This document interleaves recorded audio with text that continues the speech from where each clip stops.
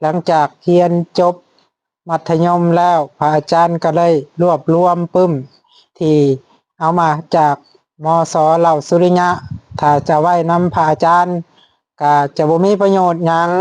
ก็จะมอบให้ทางโรงเรียนให้ได้ไปสอนนักเรียนเพื่อเป็นประโยชน์เนาะอันนี้ก็คือปึ้มเด้อออกตนญาติโยมนี่ปึ้มก็มีทั้งวิทยาศาสตร์ทั้งอังกฤษภาษาลาวม.6 ศึกษาพลเมืองม.3 นี่วิชาฟิสิกส์นี่ม.5 ภาษาลาวม.5 ศึกษาพลเมืองม.6 เทคโนโลยีข้อมูลข่าวสารปึ้ม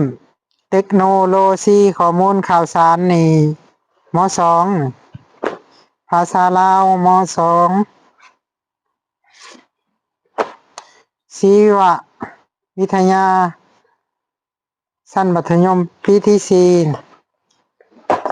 เทคโนโลยีข้อมูลข่าวสารเนี่ยม.3 ภาษาลาวม.2 วิทยาศาสตร์ม.2